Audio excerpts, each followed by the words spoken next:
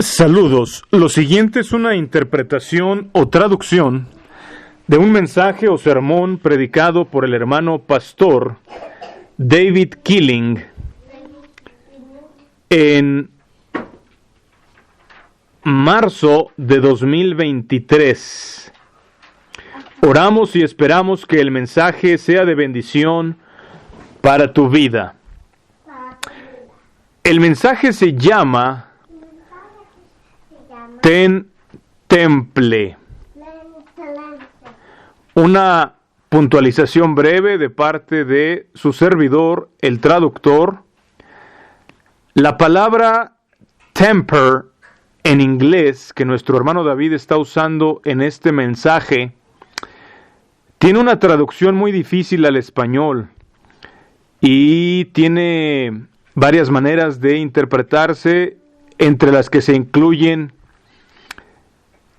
humor, estado de ánimo, talante, temperamento, mal genio, irascibilidad, temperar, templar, atemperar, moderar, carácter fuerte. Hemos escogido ponerle temple en esta traducción y se irá comprendiendo a lo largo del mensaje. Luego pues el mensaje se llamará Ten Temple. He aquí el mensaje ya traducido.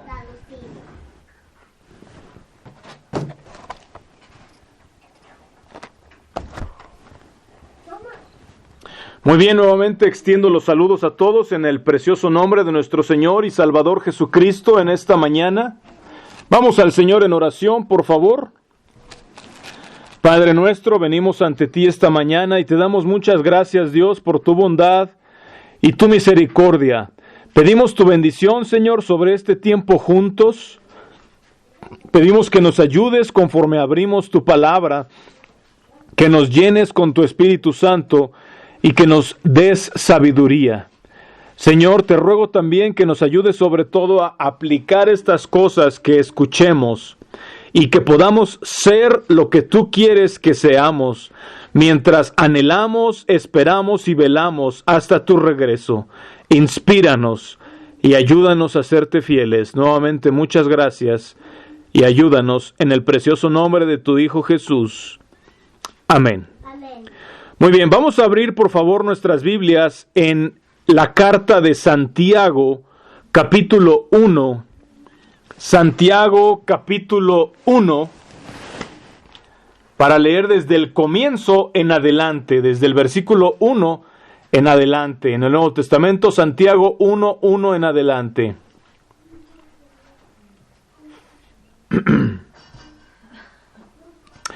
Vamos a comenzar, como dije, desde el verso 1, que dice así.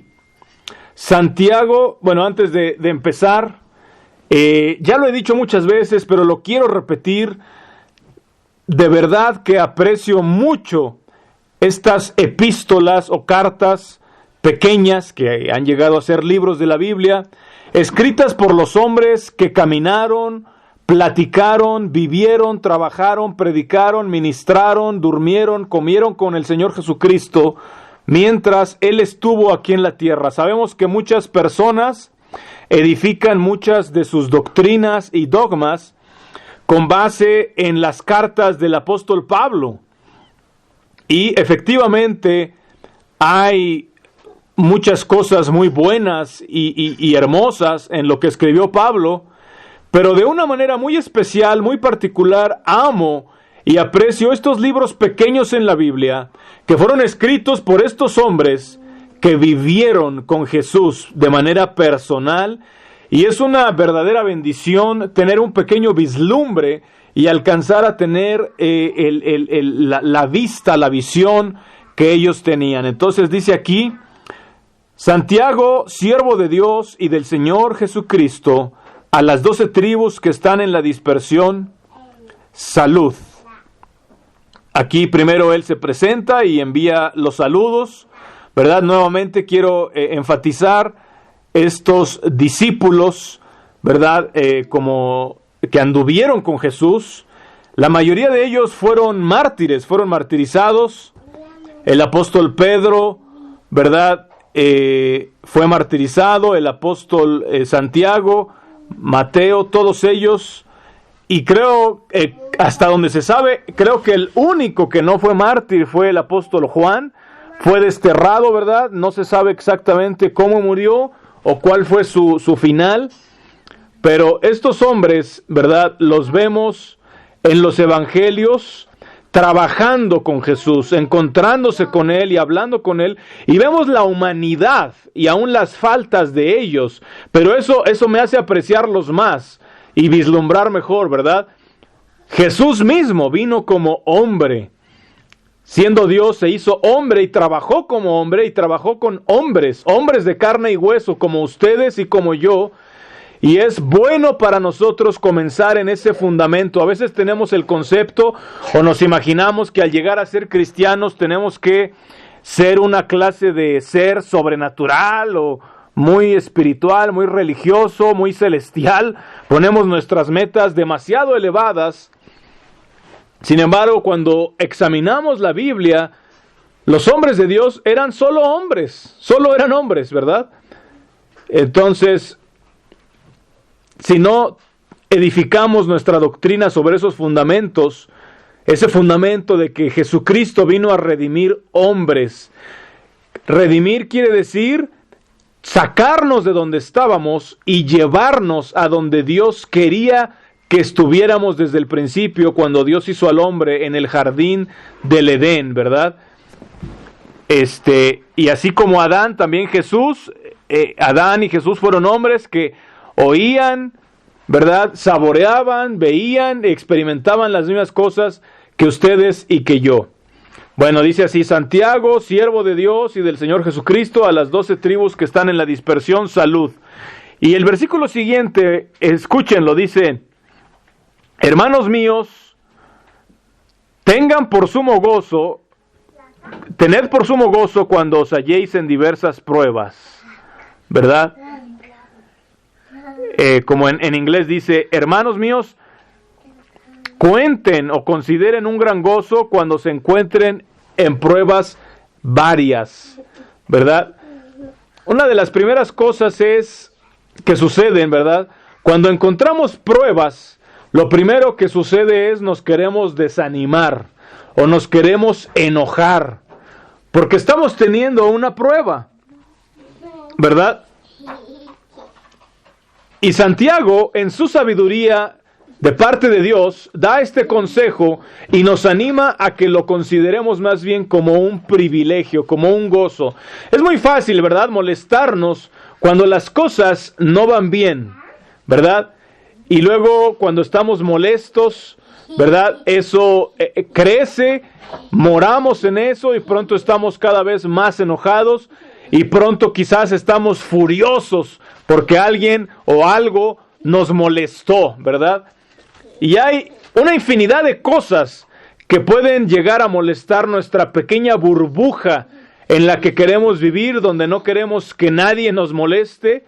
Pero Santiago quiere que miremos a esta situación de una manera totalmente distinta y dice: considérenlo como un gozo cuando encuentren estos diversos y varias pruebas. Cuéntenlo como un sumo gozo, ¿verdad? Estas pruebas, ¿por qué? Porque esas pruebas son en realidad las que nos hacen fuertes. Esos desafíos, esas dificultades, ¿verdad? Queremos crecer, queremos ser mejores, queremos parecernos más a Jesucristo, queremos acercarnos más a Dios.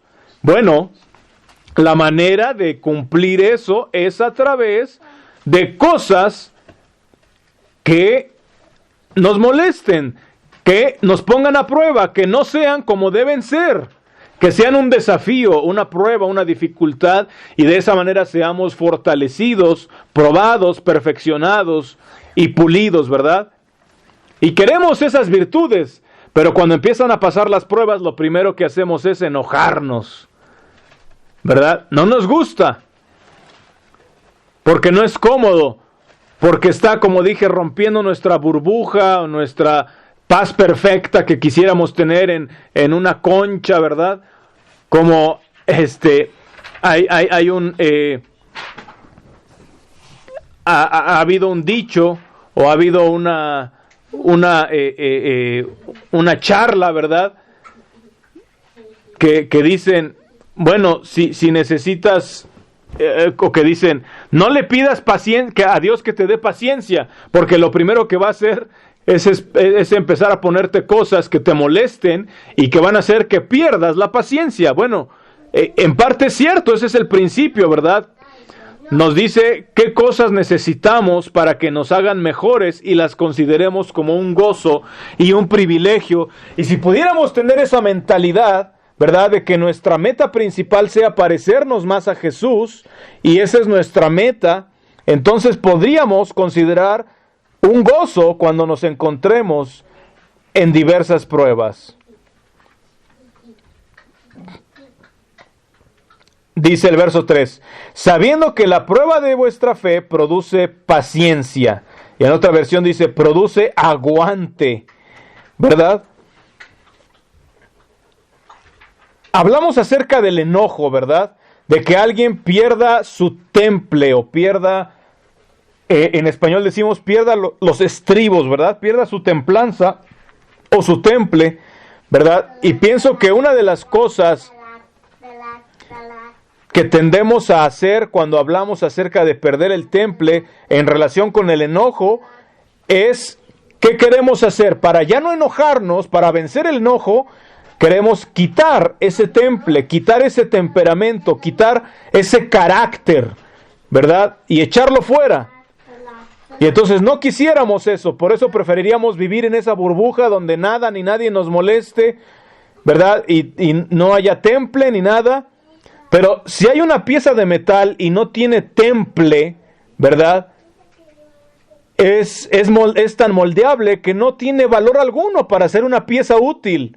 Entonces Dios sí nos dio un carácter, un temperamento, un temple, y de allí proviene parte de nuestra fuerza. El problema es ese, perderlo, ¿verdad? Es como una bola de musgo, ¿verdad? Que nada más va de aquí para allá, fluye como gelatina, ¿verdad? Lo que sea que sucede, ahí va, y está de acuerdo con todo, ¿verdad? No se opone a nada, nunca se para firme por la verdad, y es que sucede eso, ¿verdad?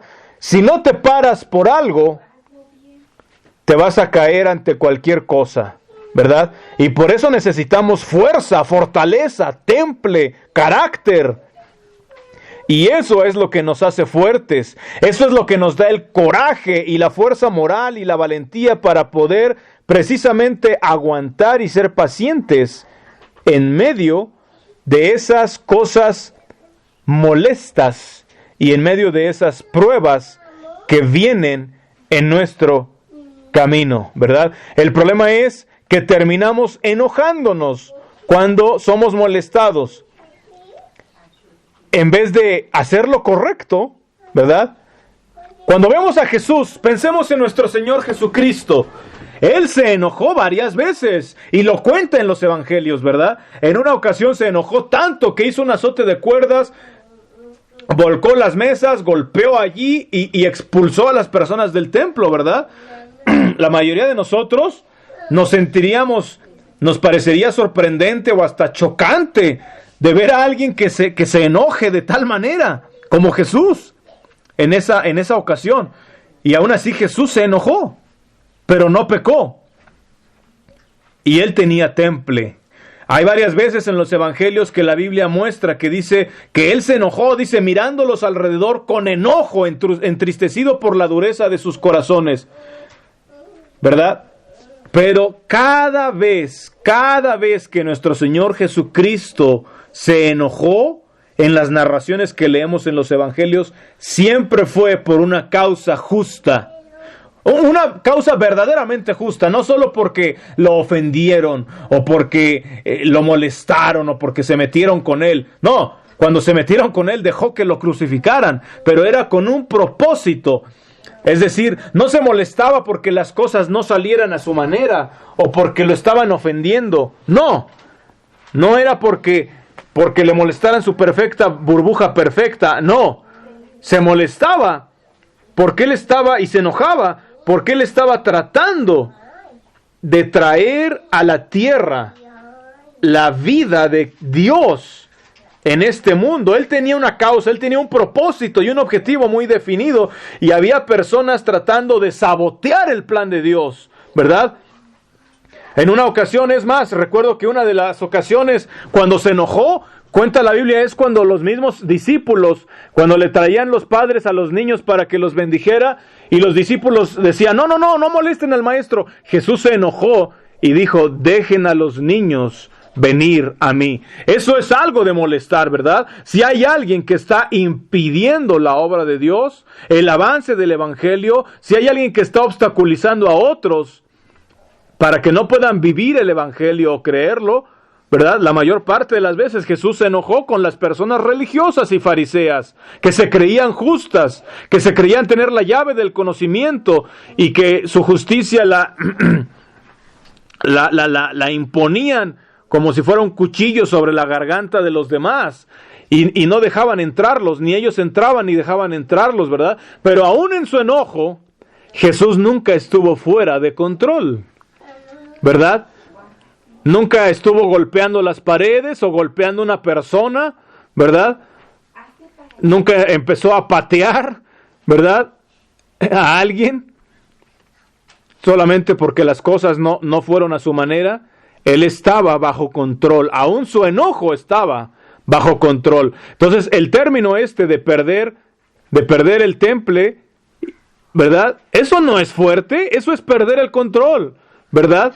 Cuando estás fuera de control, puede sonar o parecer muy fuerte, muy cruel, muy rudo, pero no eres fuerte. Es una tremenda debilidad que no sepas controlarte a ti mismo en tu carácter, ¿verdad?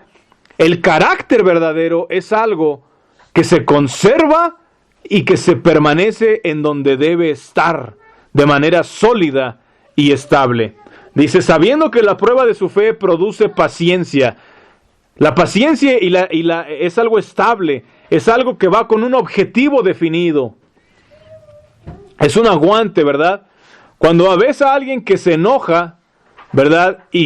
O se molesta, ¿verdad? Pero que sí es una causa verdaderamente justa, o que sí es por causa de Cristo, o por la piedad, o por el nombre de Dios, vas a observar un patrón estable, que siempre lo que le causa enojo son aquellas cosas que están impidiendo el avance de Dios. Dice verso 4, mas tenga la paciencia su obra completa para que seáis perfectos y cabales, sin que os falte cosa alguna.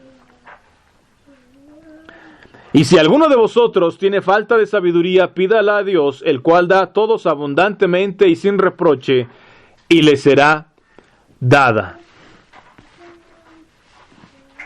Aquí está hablando de la prueba de su fe, está hablando de la paciencia, del aguante y de todo esto, ¿verdad? Son personas que tienen esta fuerza moral, este carácter de firmeza y estabilidad, pero a la vez templanza y temple. A esas personas se les promete que si tienen falta de sabiduría, pídanla a Dios y da a todos abundantemente y sin reproches. Esta es una de las más hermosas promesas, totalmente abiertas, que Dios va a dar sabiduría, ¿verdad? Verso 6. Pero pida con fe, no dudando nada, porque el que duda es semejante a la onda del mar, que es arrastrada por el viento y echada de una parte a otra. Aquí vemos esa imagen de una persona que no tiene carácter, que no tiene temple, que no tiene fuerza ni temperamento, ¿verdad? Va como la onda del mar, de un lado para otro, no hay firmeza, no hay estabilidad, no hay ni tranquilidad ni paz, pum, pum, como una gelatina, ¿verdad? A veces cuando alguien decimos, es que tiene su carácter, y hasta tenemos miedo de esa persona que tiene su carácter, porque es una persona fuerte, grande, que grita, que golpea, ¿verdad? Que se pone hasta violenta. No, esa persona no, a la que le tenemos miedo, ¿verdad? Que llega a un nivel elevado y que puede armar un escándalo y una escena por su enojo. Esa persona no tiene carácter, esa persona no tiene temple, ¿verdad? Eso no es un verdadero carácter, esa persona está arrastrada por el viento, ¿verdad? De pronto se enoja y pierde el control, de pronto está otra vez feliz, de pronto está triste y deprimida. Eso no es paciencia, ni carácter, ni estabilidad, ni aguante. La paciencia es cuando encontramos nuestra fuerza, ¿verdad? Y firmeza en Cristo y sabiduría también. Y nos mantenemos allí. Pero esa persona, ¿verdad?, no está edificando el fundamento para la sabiduría. La sabiduría viene de ir en pos de esas cosas y no ser arrastrado de acá para allá como las olas del mar, ¿verdad? Y tristemente es que hoy en día todo mundo está siendo arrastrado, ¿verdad? Las personas están persiguiendo la última moda, el último grito de la moda, incluso en la religión, ¿verdad? Que ahora ya hay esta nueva idea y ahora vamos para allá, ahora vamos con este grupo, ahora vamos con esto, ¿verdad? Como que dejarse guiar por la moda popular, ahí hay mucha falta de firmeza y de carácter. Recientemente he estado pensando en esto, ¿verdad? Cuando alguien llega a ser, cuando tenemos un recién convertido, un alma nueva en la iglesia que ya está convertida, ¿verdad? Recordemos, cuando ustedes y yo empezamos a seguir a Cristo, empezamos a leer la Biblia, empezamos a ver que no se trataba solamente de asistir a la iglesia y hacer ciertas actividades religiosas, sino que se trataba de realmente estar en sintonía con Cristo, ¿verdad? Empezamos a darnos cuenta de que la Biblia requiere que realmente seamos una nueva criatura, que realmente hagamos cambios en nuestras vidas, ¿verdad? Y de inmediato encontramos oposición, ¿verdad? Encontramos alguien en contra. Lo triste es, bueno, era obvio esperar oposición de parte del mundo, ¿verdad? Porque estamos tratando de seguir a Cristo, pero tristemente mucha parte de la oposición, aunque estábamos emocionados con seguir a Cristo, fue la iglesia la que empezó a pelear en contra de nosotros y a oponerse a nosotros, ¿verdad? Y recuerdo cuando una de las cosas que quiero mencionar aquí, en aquellas épocas yo de recién convertido, me preocupaba la televisión, ¿verdad? Y fíjate, en aquellas épocas era una televisión muy humilde, muy sencilla, solamente había pocos canales que transmitían, estaban muy controladas las estaciones o los canales de televisión, ¿verdad? No permitían muchas perversiones porque mucha gente aquí en esta zona es muy conservadora. No era como YouTube que puedes ver todo, ¿verdad? Era un set de televisión, ¿verdad? Había un canal que transmitía de Springfield, otro en Joplin, y básicamente eran los más básicos, ¿verdad?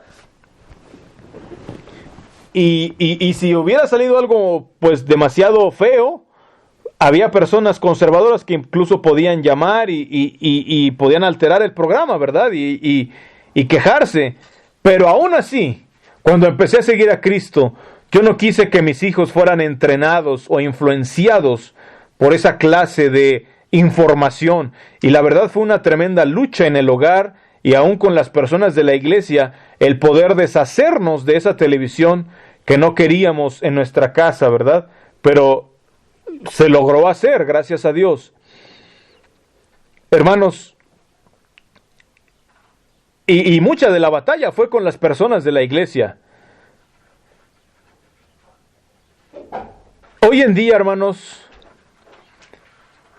parece que incluso hablando aquí de nosotros como iglesia, con nuestros hijos, veo que hay hermanos que no les importa que sus hijos tengan cierta libertad, incluso les dan el teléfono celular con internet y pueden ahí ver cosas, sus hijos, algunos hasta sin supervisión.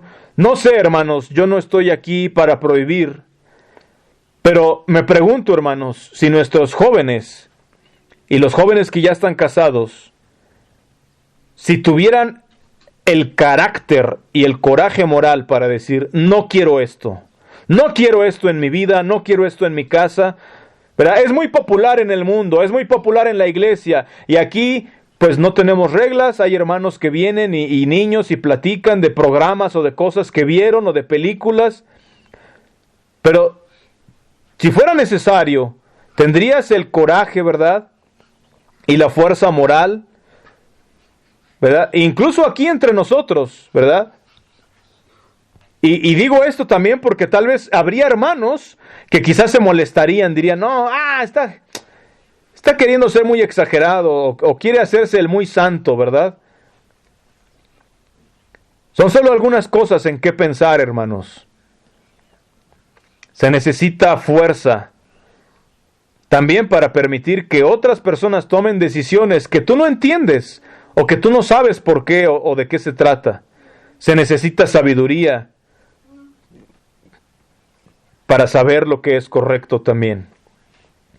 Y se necesita coraje y carácter para decir, yo no quiero que mis hijos hagan lo que otros hijos o niños hacen, aunque sean hijos de hermanos, y aunque vengan y cuenten de lo que han estado viendo y de lo que han estado jugando, ¿verdad? De alguna manera yo quiero instalar en mis hijos, ¿verdad? Y no tener celos. Y aún ni siquiera creerte más santo o decir, soy especial porque yo a mis hijos no les permito, ¿verdad? No juzgando, no sintiéndote superior, simplemente tomando tus decisiones. Necesitamos mucha sabiduría para manejar este tipo de cosas, como el internet y más en las relaciones con los hermanos, ¿verdad? Y no ser, como dice aquí, llevado de todo viento, que ahora está de moda esto y que ahora está de moda tal cosa. No, pues vamos de acá para allá, ¿verdad? Con lo que venga. Y estoy hablando a nosotros, no estoy hablando a nadie allá afuera, ¿verdad? Ahora, si nos vamos allá afuera, bueno, está terrible, ¿verdad? Todas las modas que hay cambiantes en el mundo y aún en el mundo religioso, pero Dios está buscando a alguien con suficiente temple, con suficiente carácter, como para poder ser un hombre justo y maduro que no sea arrastrado como la onda del mar, de acá para allá, inestable. Como dice aquí más adelante, que el hombre de doble ánimo es inconstante en todos sus caminos. Hermanos, Dios está buscando rocas. Jesús, Él es la roca, ¿verdad? Y siendo la roca, muchas veces o algunas veces la Biblia cuenta que lloró y que fue un hombre experimentado en quebrantos, varón de dolores. Y aunque era una roca, varias veces se enojó. Pero te puedo garantizar que él no estaba siendo llevado como la onda del mar de un lado a otro, de manera cambiante en sus pensamientos o en sus sentimientos. Él seguía siendo la roca, aún en medio o aún con esas veces que mostró tristeza. Necesitamos, o enojo, necesitamos la fuerza del péndulo para hacer lo que es correcto, ¿verdad? Ahí en donde estamos y como estamos.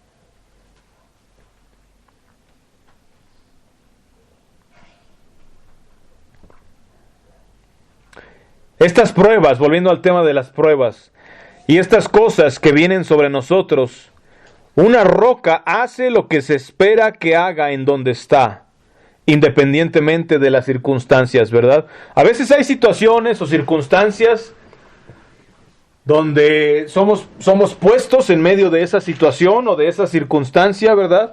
Donde las cosas, donde hay problemas. Y a veces hay problemas de cerca, ¿verdad? Quizás tu esposo, quizás tu esposa, quizás tus hijos, quizás un hermano, quizás una hermana de la iglesia no está haciendo lo que tú esperas, no está cumpliendo tus expectativas, ¿verdad? Y a veces recibimos eso, ¿verdad? Es incómodo, lo sentimos. Y lo primero es poner de frente nuestra propia justicia y decir, voy a corregir a esto, y nos enojamos, ¿verdad? Y perdemos la forma y el temple. Pero cuando alguien está haciendo esto o aquello, o cuando estamos en una situación difícil, donde aún quizás la persona más cercana a nosotros constituye una prueba o una carga, en alguna manera u otra, eso nos da la oportunidad perfecta para encontrar estas pruebas y considerarlas con sumo gozo. Ahí es donde Dios quiere que estés, en ese momento. Ahí te quiere Él, porque ahí es, en eso que estás atravesando, ahí es. Y si puedes lograr eso, y aún llenarte de gozo en medio de eso por la gracia de Dios, estás en sintonía para ayudar a esa persona que necesita ayuda 1000 veces más que si la regañas o la reprendes o la quieres corregir de alguna manera. Haz tu parte y cuenta por sumo gozo, ¿verdad? No diciendo, yo estoy sufriendo aquí, soy un mártir y soy mejor, ¿verdad? No, simplemente atraviésalo y di gloria a Dios. Gracias, está funcionando, Dios está trabajando en mi corazón. Dios puso esa persona aquí o esta circunstancia para que yo tenga que luchar con esto. Realmente me está provocando muchos problemas. Sí es cierto, son muchos problemas, pero quiero estar como una roca y caminar, y aún caminar con esta persona a través de esto. Sé esa roca.